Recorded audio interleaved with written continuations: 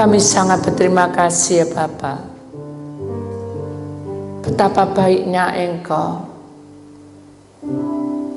Kami sujud menyembah-Mu. Persiapkanlah hati kami. Sucikanlah hidup kami. Layakkanlah kami datang menghampiri Engkau. Walaupun mungkin pikiran kami penuh dengan banyak hal, masalah dan pencobaan. Walaupun mungkin kami datang dengan sakit, tetapi Engkau melihat isi hati kami. Sekiranya Roh-Mu bekerja di tengah-tengah kami, menunjukkan karya-Mu di tengah-tengah kami. Hanya dengan kasih sayang Engkau akan membentuk hati kami.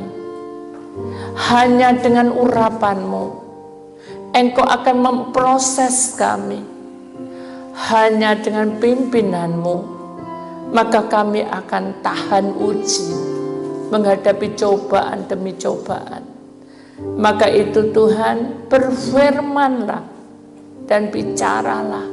Sampaikan pesan-Mu kepada jemaat-Mu di tempat ini. Sampaikanlah kerinduan-Mu sebagai orang-orang pilihan-Mu ini Tuhan. Kami siap dan belajar untuk mendengarkannya. Hanya di dalam nama Tuhan Yesus Kristus kami sudah berdoa dan mengucapkan syukur. Amin. Ya, puji nama Tuhan. Shalom saudara yang terkasih dalam Tuhan Yesus. Hari ini temanya adalah dunia roh. Saudara, kalau kita bicara tentang dunia roh, maka kita tahu bahwa dalam kehidupan kita, saudara, dari sejak kita lahir di dunia, kita ini hidup seperti dalam kitab Efesus, karena tidak dicatat, Efesus pasal 6 ayat 12, karena perjuangan kita bukanlah melawan darah dan daging, tetapi melawan pemerintah-pemerintah, melawan penguasa-penguasa, melawan penghulu-penghulu dunia yang gelap ini, melawan roh-roh jahat di udara. Itu adalah pesan Tuhan kepada kita, supaya kita sadar bahwa kita itu benar-benar menyadari bahwa dunia roh itu ada. Kita akan masuk di dalam sesuatu perkara di mana hal yang mungkin bagi saudara itu tidak berarti atau mungkin juga makin takut ya, tetapi kita sadar bahwa apa yang kita hadapi itu adalah suatu proses dan jangan takut dan jangan diremehkan. Kenapa? Karena iblis itu adalah nenek moyang kita ya saudara. Seperti gambar di hadapan saudara ini, dunia roh itu kalau kita gambarkan tentang di dalam kitab Efesus tadi bahwa iblis itu yang akan mengerjai kita dan kita harus melawannya. Kenapa? Karena iblis tidak suka kita menjadi milik Allah. Iblis juga tidak suka kalau kita itu mencintai Allah. Iblis tidak suka kita melayani. Iblis tidak suka kita semakin hari semakin dekat kepada Allah. Maka itu kita harus sadar, kita harus bisa melawan. Kenapa? Karena iblis itu seringkali membuat hati kita tidak nyaman, membuat hidup kita menjadi galau, dan membuat kepribadian kita ini menjadi ganda, saudara. Ya, mengapa kok seperti itu? Saya akan memberi kesaksian, tetapi sebelumnya lihat gambar ini. Ular itu dilambangkan juga setan, ya, tetapi bukan semua ular itu setan, tetapi lambangnya itu setan. Kenapa? Karena dalam firman Tuhan itu ada, saudara, bahwa iblis dicobai di padang gurun juga berupa ular. Ya, terus Musa pada waktu itu bangsa Israel mengalami banyak pemberontakan, dia mengambil ular tedung yang ditaruh buat tanda salib di situ. Jadi ular itu ada pelambang setan, saudara. Lambang ya, bukan semua ular itu setan, lambang. Mari kita masuki sebuah firman Tuhan di dalam Matius pasal 10 ayat yang ke-1. Inilah yang harus kamu simpan di dalam roh hatimu, bukan roh-roh itu, tetapi ini yang harus disimpan di dalam roh hatimu. Di mana Matius 10 ayat 1 itu berkata, Yesus memanggil ke-12 murid-muridnya dan memberi kuasa kepada mereka untuk mengusir roh-roh jahat dan untuk melenyapkan segala penyakit dan segala kelemahan. Jadi kita sadar bahwa di dalam kehidupan kita ini, saudara, kita harus menjadi muridnya. Ya. Orang yang masuk di dalam pemuridan, saudara, itu ada satu pelajaran. Dan pelajaran itu bukan seperti kungfu, saudara, ya, tetapi pelajaran itu harus diiringi dengan praktek hidupmu, di mana dalam proses kehidupan kita, Matius 10 ayat 1 ini adalah sesuatu panggilan kepada kita, apakah kamu sungguh-sungguh mencintai aku? Bila kamu mencintai aku, maka jadilah kamu muridku. Loh, kok enggak anak Allah? Kita sudah menjadi anak Allah sah, sudah di bumi maupun di surga, tapi kita menjadi murid itu, saudara, yang harus kita masuki. Kenapa? Karena orang yang menjadi murid itu harus menteladani gurunya, yaitu Tuhan Yesus Kristus. Karena di dalam kitab Perjanjian Lama, Yesus itu digambarkan tentang penasehat ajaib, pintu berkatnya dari Tuhan Yesus. Penebusan untuk masuk ke surga, hidup kekal itu kita sudah dapat tiketnya juga melalui Tuhan Yesus Kristus. Jadi kita sadar bahwa hidup manusia itu harus berjuang. Kalau kita melihat gambar ini, saudara, di situ ada ular. Kita tidak butuh ular kuningnya, tapi itu ular dan kepalanya mengarah kepada apel. Dan apel itu kalau kita perhatikan di situ ada wajah manusia. Itu suatu penggambaran bahwa ada pernah kejadian di dalam kitab Kejadian bahwa Adam dan Hawa melanggar, itu juga gara-gara ular. Tidak boleh makan buah larangan, dia makan. Nah, ini ada satu pelajaran. Kalau kita menjadi murid Tuhan Yesus, kita menyadari bahwa dunia roh itu memang ada. Tadi kita lagi, ya bukan nganggur sih, kita lagi duduk, satunya kerja ini, satu kerja ini.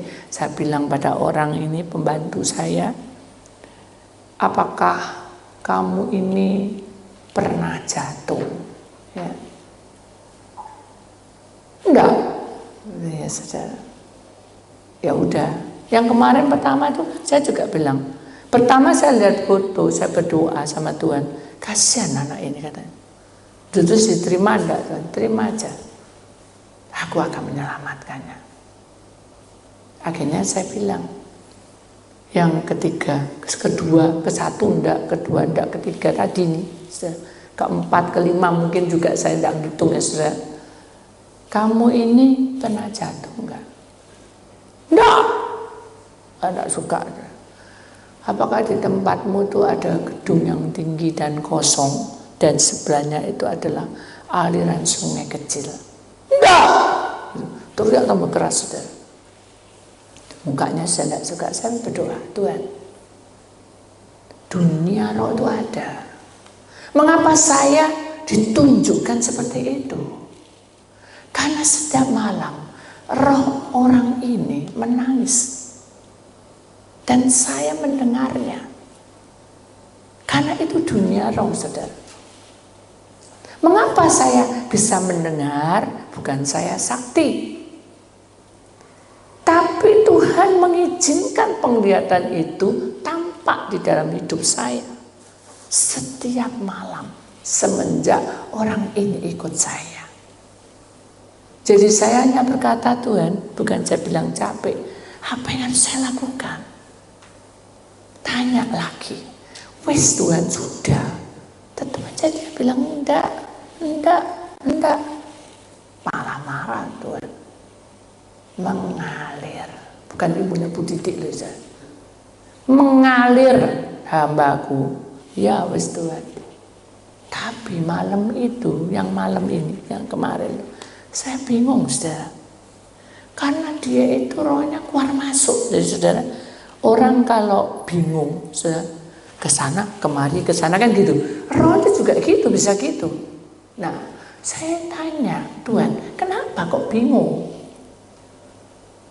Lalu ditunjukin di tempat gedung itu yang sudah tua, tidak pernah ditempati. Itu bekas rumah sakit dan sekolahan. Dan di gedung itu ada roh bunuh diri. Kalau dia tidak cepat-cepat diangkat, dikembalikan, roh itu akan mengikutinya. Nah, terus saya mikir, wah gila, apa-apa bahaya nih, ya kan sudah. Soalnya gini, Pak, ini tolong HP-nya taruh sana. Iya, saya. Tapi dia tidak megang HP. Dia cuma gini, balik lagi gini. Pak, HP. Oh iya, pegang HP-nya. Dibukain. Pak, HP-nya tolong ditaruh sana, di cas. Oh iya, di cas ya. Iya. Tapi enggak bisa, saudara. Enggak bisa ngomong. Jadi orang kalau di dalam hidup manusia itu ada tubuh, ada roh, ada jiwa. Ya saudara ya. Kalau tubuhnya, saudara ya, tubuhnya ini selalu menderita, rohnya keluar masuk. Jadi orang ini biasanya jadi bengong. Gak paham, orang ngomong sampai apa, gak masuk lagi, gak masuk. Ya sudah, mau apa lagi? Ya sudah, kita menyadari aja.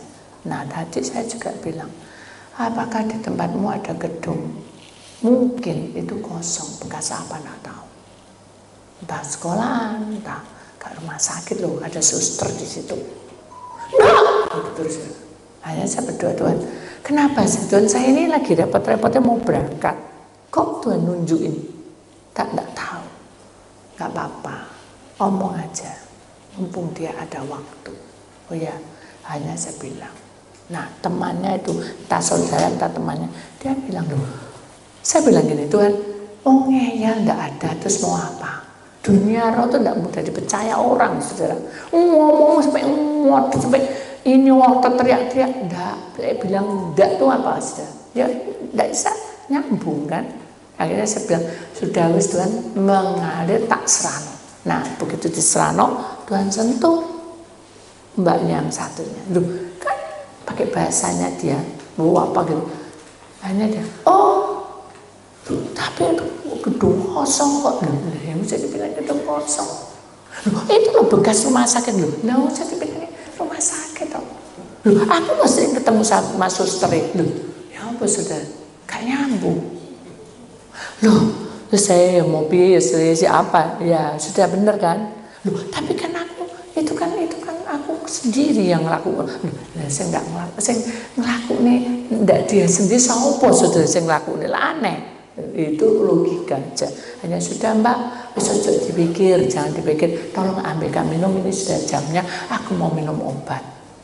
Oh iya, loh, makanya aku tuh merasa memang suster tuh aku temui. Jadi saudara saya tidak ada minum-minum, tapi dia ingat ngoceh terus soal oh ya ada gedungnya ada. Hanya saudaranya bilang, kamu tuh ngawur. Sudah aku yang mengambil, dia berdiri saya ngambilkan air. Jadi dunia roh memang ada. Saat kehidupan kita goncang, perhatikan baik-baik. Saat kehidupan kita goncang, saudara, maka roh itu, saudara, tidak akan tahan uji. Karena roh itu penurut, dia akan memberikan kenyamanan di dalam tubuh. Tetapi kalau tubuhnya lagi stres berat, roh itu akan keluar.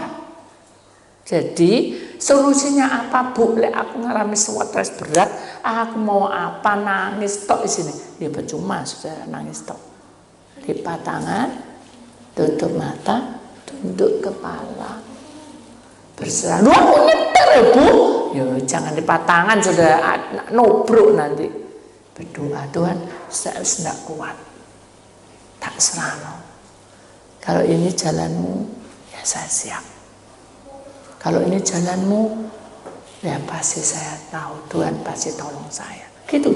Kalau ini jalanmu, pas pasti dalam nama Tuhan, pasti diberkati, pasti. Tidak bisa saudara. Saudara mendoktrin Tuhan. Tak serano Tuhan. Ini adalah suatu pengalaman praktek hidup saya. Nah itu saudara. Akhirnya dengan kondisi seperti itu, kita mau apa? Solusinya hanya pelepasan. Tapi dia tidak tahu namanya pelepasan. Saudara. Apa pelepasan itu? Baju saya mau dilepaskan. Loh, bukan. Pelepasan itu doa. Oh, tidak ada di tempat kita adanya KKR. Ya sudah, puji Tuhan. Apa kamu ikut KKR? Ikut, selalu ikut. Banyak 700-800. Saya tidak butuh orangnya. Butuh kamu pada waktu KKR itu apa yang kamu rasakan? Senang ketemu konco-koncoi, teman-teman. Belum. Jadi saudara, dunia roh yang kita hadapi ini kan tidak kelihatan. Jadi di mana saudara itu berjalan, saudara harus benar-benar untuk apa ya orang bilang waspada supaya fokus kita itu arahnya kemana. Ada seorang yang telepon kemarin, saudara. Dalam kehidupan rumah tangga itu banyak liku-likunya, saudara ya. Suatu ketika rumah tangga itu retak. Dan kalau sudah retak, kita berharap apa? Ya memang kita berharap untuk dipulihkan, saudara.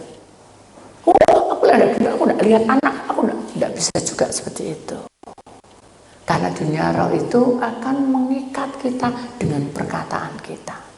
Kalau memang kita hadapi seperti ini, ya kita harus belajar untuk menerima kenyataan itu. Tapi si A ini tidak mau menerima, saudara. Dia mikir sampai depresi, anaknya sakit juga tahu, dikasih makan tidak tahu, semuanya tidak tahu. Jadi serba tidak tahu, saudara. Nah, kalau serba tidak tahu kayak gitu, apa yang dilakukan? Ya stres. Lama-lama apa? Lama-lama apa? Lama-lama kacau. Lama-lama dia tidak makan. Lama-lama apa lagi? Tidak punya konco, tidak punya teman. Lama-lama apa lagi? Malas keluar. Lama-lama apa lagi? Jadi depresi. Kenapa? Karena dunia roh itu ada, dia mengikat kita. Dia coba untuk kita jadi hancur hidup kita. Tapi saya ini sudah hancur. Bukan. Itu secara kasat mata kamu seperti itu. Tapi secara roh harus bangkit. Kamu harus bekerja lebih rajin. Tunjukkan kepada dunia, bukan pada orang yang kamu cintai yang menceraikan kamu. Tunjukkan itu. Bahwa aku hidup bersama dengan Tuhan pasti akan berhasil. Tapi ya apa ya kegagalan ini berat buat aku. Karena pakai kekuatan manusia. Hati-hati loh, tubuh ini tidak kuat loh saudara. Roh ini penurut, saking nurutnya, lihat tubuh ini terus kacau gitu, dia keluar. Dan kalau keluar kesangkut ya apa? Kayak orang ini tadi, nyangkut saudara. Nyangkut itu sudah lama, 13 tahun saudara. Dari dia umur 13 tahun. Makanya temennya tak saudara, memang dia agak ngaheng-ngaheng. Kalau saya logika, lah kok mbok bawa sini, nah gitu saya. Betul enggak? Lu sudah ngaheng-ngaheng, kok mbok bawa sini kan gitu. Mungkin saya akan bisa marah, tapi saya tidak lakukan itu. Kenapa?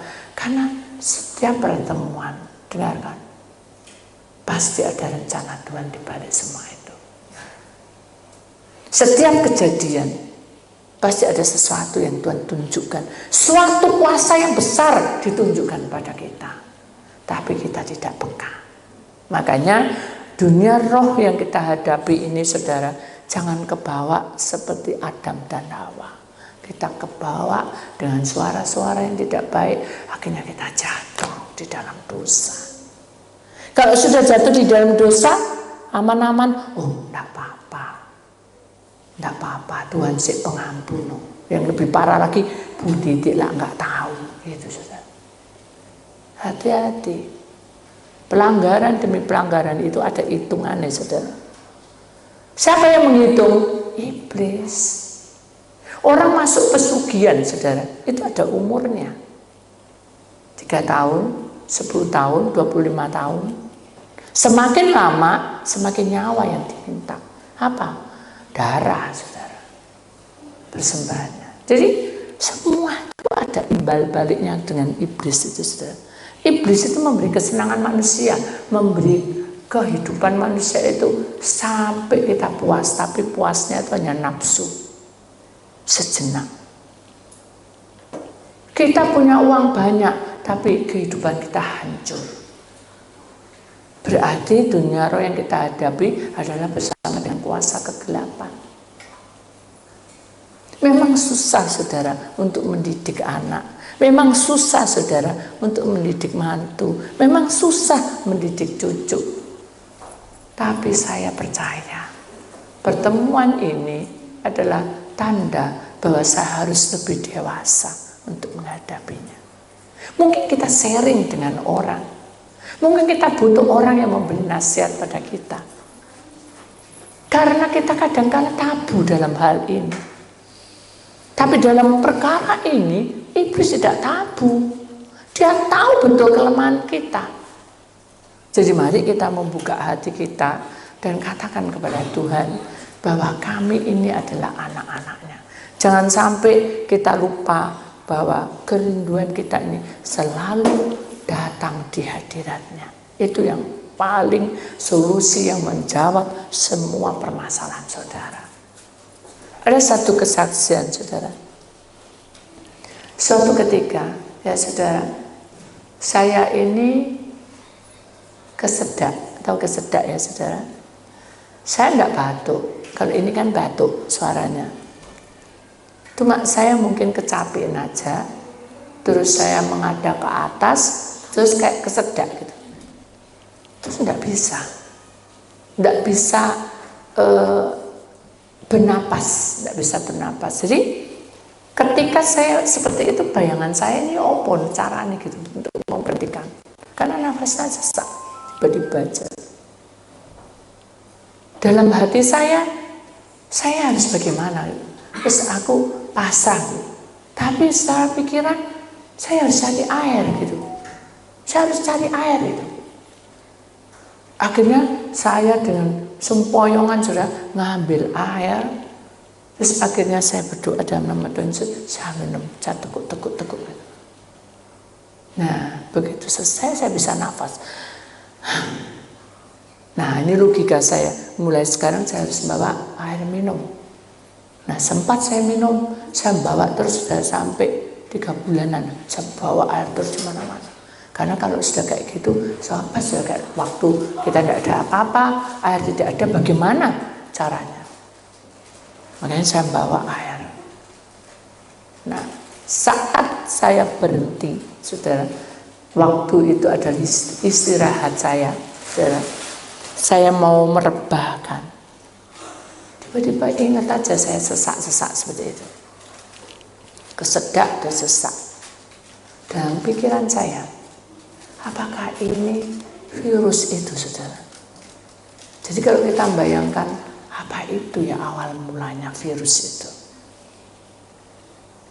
Tapi dalam pikiran lagi, nggak mungkin di perasaan saya. Nggak mungkin. Jadi ini berkecambuk menjadi satu. Akhirnya saya serahkan Tuhan, apa yang terjadi? Sesungguhnya apa yang terjadi? Akhirnya, ayo ikut aku, gitu sudah. Kita doa waktu itu. Setelah itu saya tidak ada jawaban, saya doa, saya duduk lagi, saya doa, ayo ikut aku. Saya naik, begitu naik, saya lihat tanaman yang di depan saya itu yang tadinya ada bunga, tidak ada bunga, saudara. Jadi kering kerontang dan tidak ada tanaman bunga di depan saya, bunga seperti bunga sakura, tidak ada. Hati sedih, tapi kenyataan mati, tidak apa-apa. Itu kekecewaan saya, mengalir aja. Tapi toh di depannya rimbun, gitu.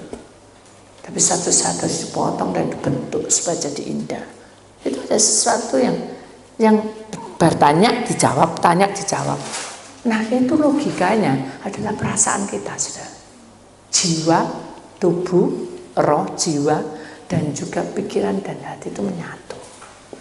Akhirnya Tuhan ajar di sesuatu tempat yang luas masuk kali. Ini udara semua, awan-awan sudah. Nah, sekarang kamu lihat di atas laut itu. Saya nengok sebelah kiri, gak ada apa-apa. Lautnya tenang. Lalu Tuhan berkata, perhatikan baik-baik. Nah, begitu saya perhatikan baik-baik, gelombang itu mulai berjalan. Jadi gelombang itu kayak berjalan dia. Lama-lama tambah tinggi, rendah, tinggi, serumah. Begitu naik ke atas, saudara, saya melihat sosok roh itu meneramkan di situ. Nah, Tuhan berkata apa? Sekarang nobitis itu pintu. Itu adalah penguasa roh, anakku. Oh, kayak gitu ya, serem deh gitu. Dan saya lihat itu. Begitu dia naik ke atas dan turun itu terpecah, saudara. Banyak. Jadi berkembang banyak, saudara. Dan ikuti salah satunya. Ikuti saja. Masuk kampung, banjir, terus mengenang, kena anak, kena orang tua, pokoknya kena semua namanya banjir. Coba lihat, perhatikan. Tak perhatian. Begitu dia nempel ke tubuh, ke kaki kemana, dia langsung masuk. Jadi seperti raga kita ini dimasuki.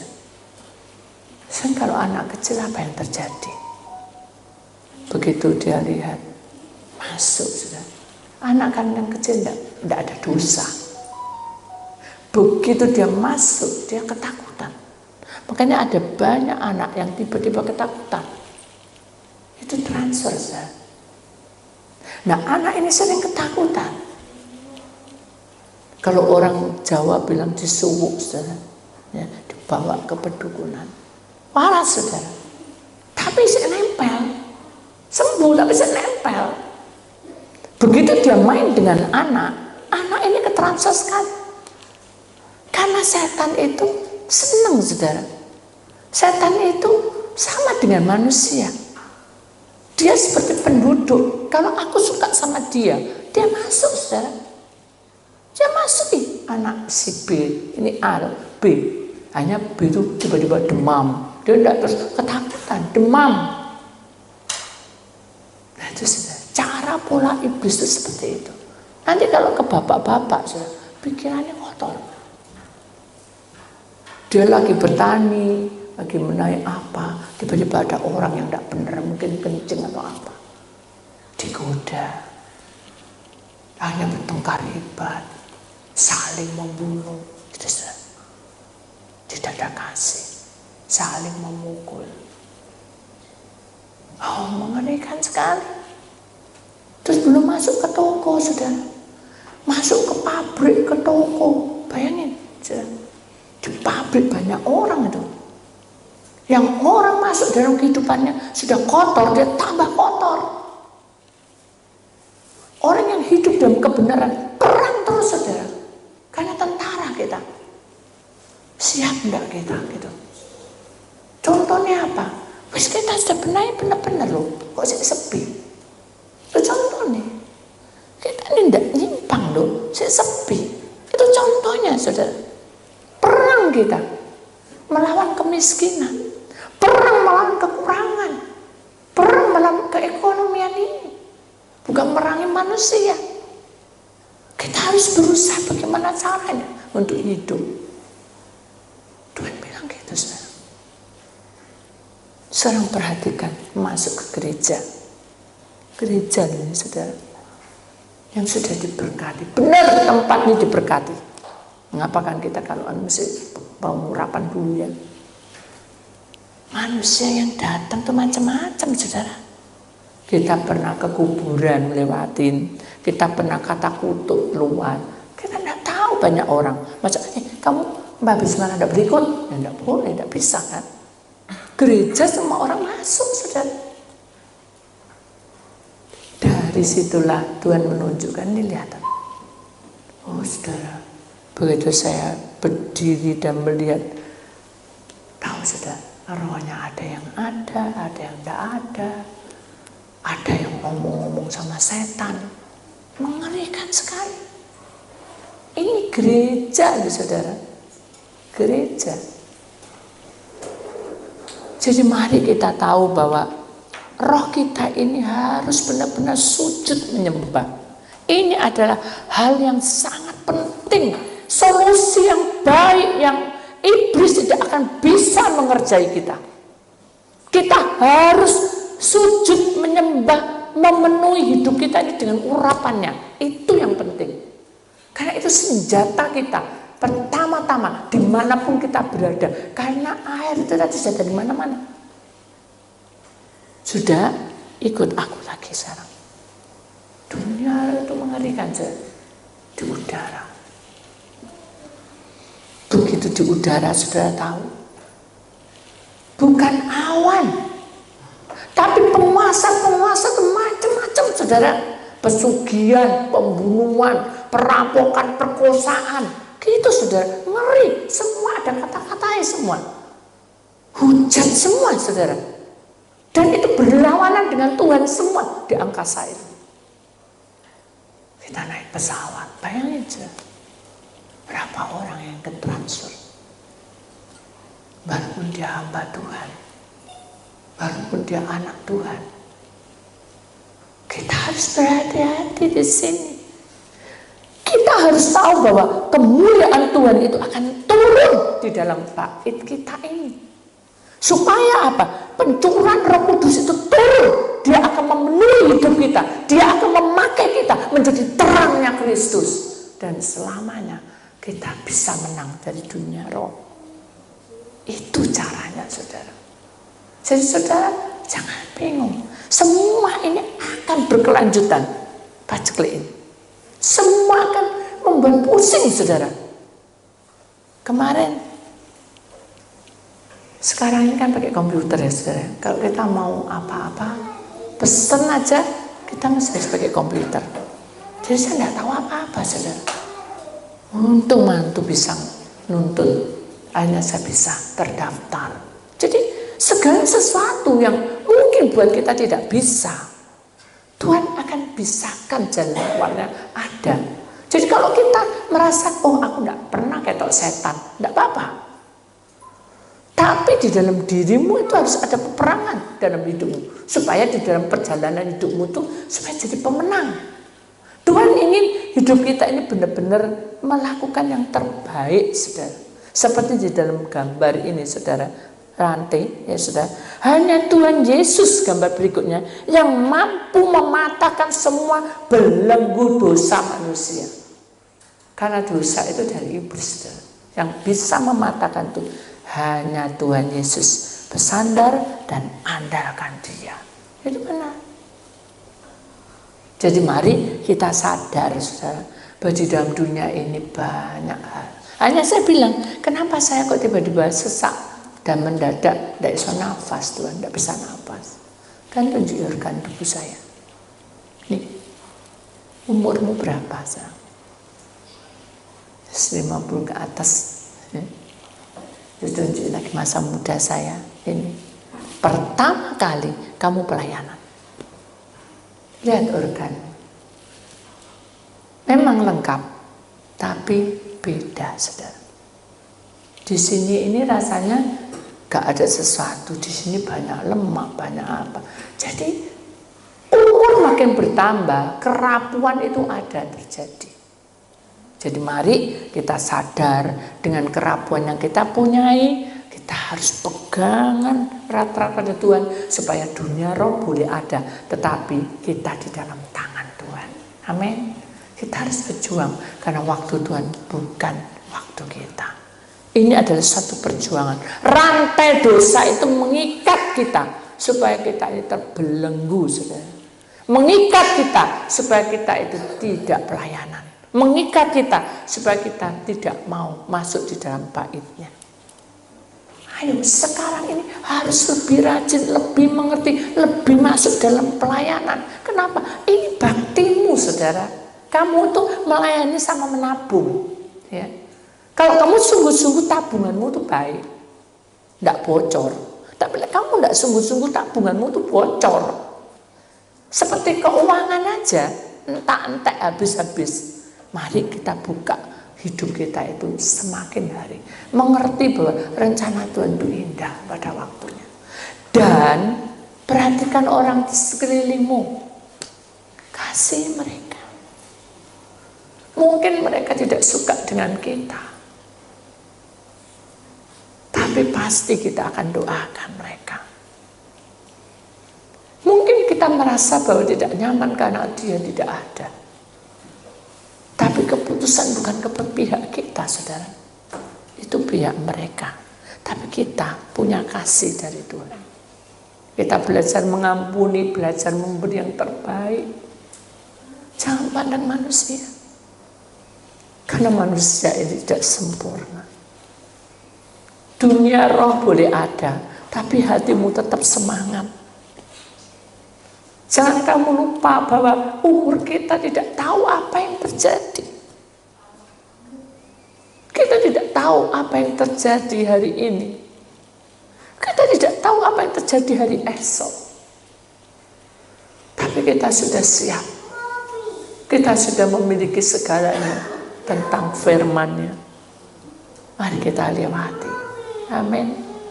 Kita teguhkan. Itulah firman Tuhan, saudara. Bahwa dunia roh itu memang ada. Supaya saudara tahu. Loh Bu, aku mau tanya. Kalau ibu kan bisa masuk dunia roh. Lalu saya itu apa tugas saya? Loh, tugas saudara itu melipat tangan, tutup mata, tunduk kepala. Karena pergumulanmu itu sama dengan pergumulan dengan saya. Cuma bedanya kalau saya bisa melihat rupanya iblis, tapi saudara tidak lihat. Tapi masalah itu terus bertubi-tubi membuat saudara jengkel. Nah, itu salah satunya. Kalau saudara sudah jengkel, sudah marah, sudah mangkel, kecewa, itu salah satunya iblis sudah masuk. Usir saudara. Jangan sampai damai sejahtera itu hilang dari hadapanmu. Itu yang terpenting. Karena Tuhan tidak ingin kita di pihaknya. Terang dan gelap tidak akan bisa bersatu. Itulah firman Tuhan.